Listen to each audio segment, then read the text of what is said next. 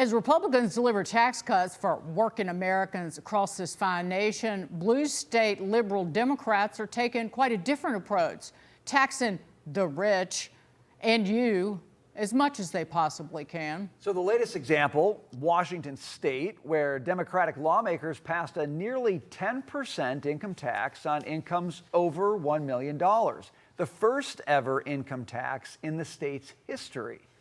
On the other coast, the left coast, or is it? It's not the right coast. Definitely not the right coast. New York progressive lawmakers are backing Mayor Zohran Mamdani's demands to hike property taxes and the corporate tax rate, setting the stage for a budget clash with Governor Kathy Hochul. And just today, Mamdani had his latest pitch. It's a doozy. Lowering the estate tax threshold over 90% from $7 million, that would be passed on tax-free, to just $750,000. So even dying and passing on your assets, which had already been taxed, well, they cannot go untouched. So double taxation, confiscation.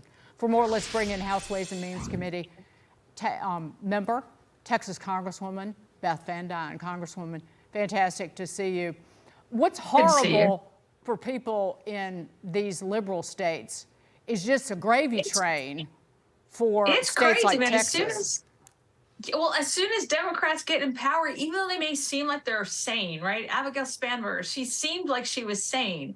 And then as soon as she gets in, they have like all of these taxes that they want to inflict on their constituents. I mean, their new taxes that they want to charge, it's storage facility tax, gym membership tax, dog walking tax, I'm not making this up, dog grooming tax, a counseling tax, vehicle repair tax, home repair tax, dry cleaning tax, rideshare tax. They never seem to get enough of your money. And, you know, the blue states can do this. We keep hearing from Democrats that their key word is affordability. Apparently, they don't care that nothing is affordable. You know, we are sitting here fighting in the Republican-led Congress to give more money, $150 billion in new rebates. But those blue states that are completely raking their taxpayers over the coals, hey, we got to welcome that in Texas. We would love to have you guys come down. But you know what they're doing, Congresswoman? They're just getting their foot in the door with some of these things, right? So in Washington State, you know, it's millionaires. That's the threshold. Okay, if you make $1 million. But you know what happens if they win the court cases around this? They can start ratcheting that down in Washington State to hit lower incomes. Or in New York State, I mean, they're taking that estate tax threshold down to $750,000. I mean, they could go a heck of a lot lower than that if they want to. So they're showing the way here. I think the rest of America should care, because if they get it done in these states and they create a pathway for liberals, that's what they're going to try to follow everywhere. Well, what they're going to find, though, is they're going to be pushing their high income earners, which means they're high taxpayers. They're going to be pushing them out. And if they think that their deficits and their debt is already high, what happens when the people who pay the majority of that leave your state or leave your city, in the case of New York, or Virginia? I mean, that's what's going to end up happening. And you're right. They are trying to obviously just kind of push and pull and see what sticks.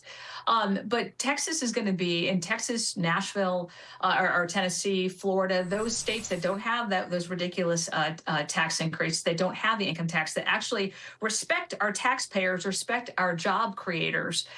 Those are going to be the winners. But you know, there's only so many places that people can move. In California is just going to keep, sucking up the federal tax dollars as much as they possibly can, which is another reason why, by the way, you're going to have strong fighters in there. We missed the part. So the estate tax exemption threshold gets lowered to $750,000 from $7.1 million, but the rate, the confiscation rate, gets raised to 50%.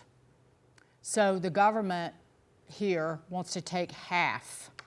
That would be the lowest threshold in the entire country.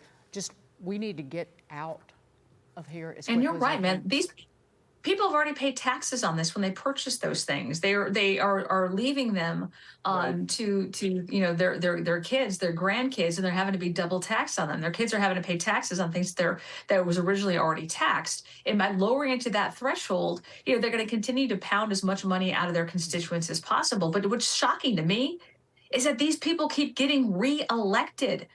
I don't understand the logic in that. And as far as the New Yorkers, California, Virginians are concerned, if you are voting for these people, don't be shocked when they do exactly what they say they're going to do, which is tax the ever-loving bejesus out of you. Yeah, and also keep key people out of jobs right now. I want to move on to this. TSA agents officially missing their first paychecks since the partial government shutdown as Democrats stayed dug in. But one of them saying today, enough is enough. We have a ton of DHS folks, CBP, and so they are on the call and they are doing their jobs. Certainly, we need to fund the Department of Homeland Security, and we need, in my view, to cut away all the conversation on ICE, which is its own conversation. Okay, so I can't tell. Is she saying let's finally get something done, or is she still kind of saying let's not deal with all of DHS, let's just take it piecemeal, Congresswoman? What do you think?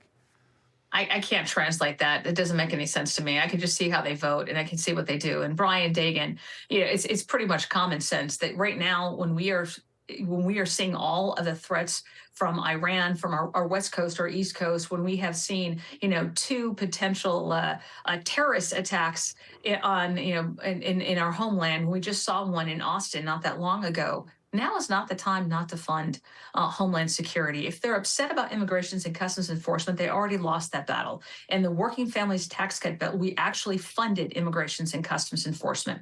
The only people that they're hurting right now are families that are trying to come back from spring break, people who are going to funerals, weddings, trying to get around the country for business. Those are the people that they're hurting, and the TSA agents. They're hurting Coast Guard when we need them, guarding our waters from potential invasions. This is the people that they're hurting. Homeland Security needs to be funded. And Democrats are talking out both sides of their mouth. But at the end of the day, we see how they're voting. And, yesterday in the Senate, they voted against it, every single one but one, which is Fetterman. And I call him more of an independent now than a Democrat. It's worth noting that Alyssa Slotkin only came out and said that after there was a terrorist attack, an anti-Semitic one, on a school and synagogue in her state.